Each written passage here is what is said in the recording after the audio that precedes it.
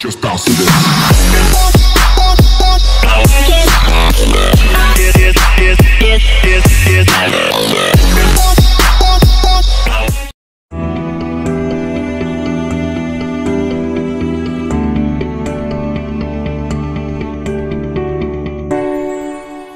Professor Irshad Manji, an Islamic reformer, believes the Quran can be interpreted along more feminist lines. The Quran is very, very clear that in the eyes of God, men and women have equal rights and equal responsibilities. The Prophet Muhammad's own beloved first wife, Khadija, was a wealthy, self-made entrepreneur.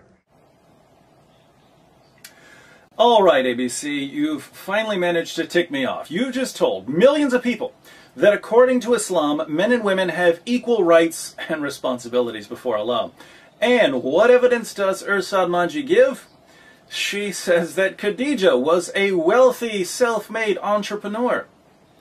I wonder why Miss Manji failed to mention the fact that Khadija was a wealthy, self-made entrepreneur before Islam, before she married Muhammad, before Muhammad even began receiving revelations. In other words, if Khadija's social status is evidence of equality between men and women, it would be evidence of equality between men and women in pagan Mecca, before the rise of Islam. But ABC News doesn't tell us any of that. All we get is the misrepresentation. So, why would ABC tell us that men and women are equal in Islam? I suspect it's because they know most people don't have the resources or the time to carefully examine what we see on the news. But I do. Let's take a look at what Islam really teaches about men and women. Surah 4:34 is always a good place to start. Men are in charge of women. Why? Because Allah hath made the one of them to excel the other. By nature, men excel women. And because they spend of their property for the support of women. So good women are the obedient, guarding in secret that which Allah hath guarded. But what do you do if women get out of line? As for those from whom ye fear rebellion, admonish them, and banish them to beds apart, and scourge them. Then, if they obey you, seek not a way against them. The Quran is very, very clear. It certainly is, Miss Manji. So, men are in charge of women. They're superior to women, they excel women, and if women get out of line, men are commanded to beat them into submission. Sorry, ABC, but this doesn't sound like equality. Nor is there equality when it comes to how many marriage partners a person can have. Surah 4:3 says, "And if you fear that you shall not be able to deal justly with the orphan girls, then marry other women of your choice, 2 or 3 or 4. Yes, you heard that correctly. Muslim men can marry up to 4 women. Can Muslim women marry up to 4 men? No. Is this what you call equality, ABC? We should also note that Muslim men can have more sexual partners than just their 4 wives. Muslim men get to have sex with their war captives and slave girls, those whom their right hands possess. Consider Surah 23, 1-6.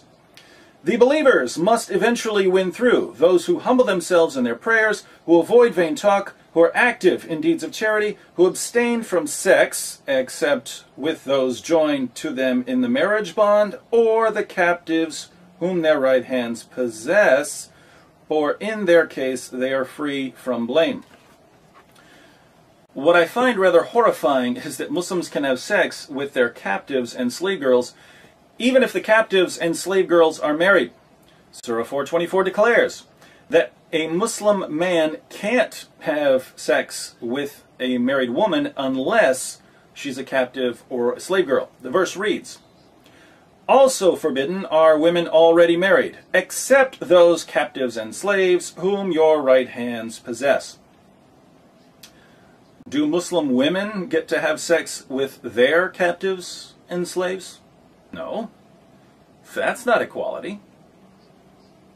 So, Muslim men get to have sex with up to 4 wives, and as many sex slaves as they're able to capture or purchase. They also get to have sex with women in just about any way they can think of. The Quran discusses sexual positions in Surah 2, 2:23, which says, "Your wives are as a tilth unto you, so approach your tilth when or how ye will." The Quran is very, very clear.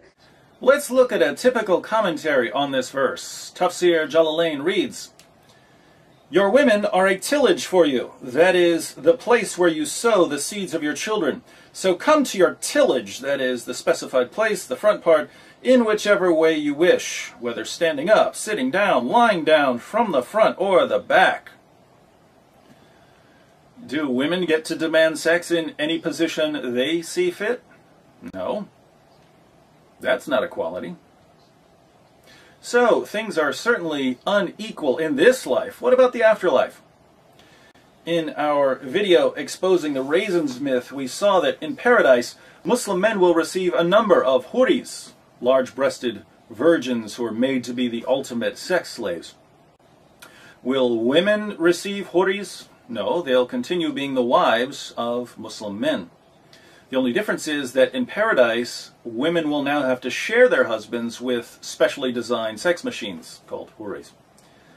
Muslim women of the world, I ask you, how does it feel knowing that in paradise you'll be competing for the affections of your husband with a ton of women who are designed to be the ultimate sex partners? This is assuming, of course, that you actually make it to paradise. Muhammad said that most of the inhabitants of hell are women.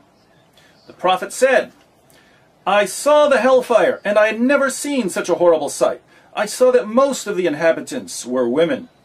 The people asked, "Oh, Allah's apostle, why is it so?" The Prophet said, "Because of their ungratefulness." It was asked whether they are ungrateful to Allah. The Prophet said, "They are ungrateful to their companions of life, husbands, and ungrateful to good deeds." So, according to Muhammad, most of the inhabitants of hell are women. The women are in hell because they're ungrateful to their husbands and because they don't perform enough good deeds. But this means that women are less moral than men, according to Muhammad. They're also less intelligent. In Surah 2, 282, the Quran discusses contracts, and we find that the testimony of a woman is worth half the testimony of a man. It says, "And get 2 witnesses out of your own men. And if there are not 2 men available, then a man and 2 women, such as you agree for witnesses, so that if one of them, one of the 2 women, errs, the other can remind her." The Quran is very, very clear. According to Muhammad, the reason women aren't as reliable as men is that they're stupid. The Prophet said, "Isn't the witness of a woman equal to half of that of a man?" The women said, "Yes." He said, "This is because of the deficiency of her mind." Let's read a final passage that combines the lack of intelligence and the lack of good morals aspects of women.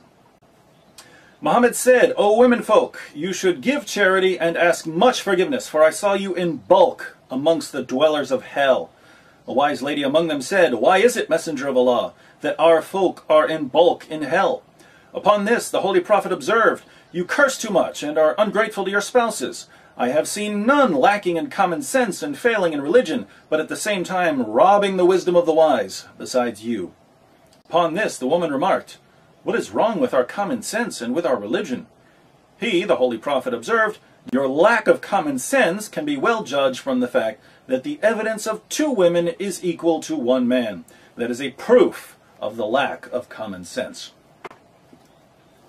So, how exactly are women equal to men in Islam? They're not equal in intelligence or common sense. They're not equal in morality. They're not equal in the number of sexual partners they can have in this life or the afterlife. The value of their testimony isn't equal. Men are in charge of women. Men excel women. Men yet get to beat women. Men and women aren't equal at all in Islam. And we didn't even have time to get to the veil or mutta, temporary marriage that amounts to no more than prostitution, or the Quran allowing sex with prepubescent girls, etc. So, why does ABC News continue to mislead millions of viewers, trying desperately to convince us that Islam is perfectly compatible with Western values? Stay tuned. I assure you, we will get to the bottom of this.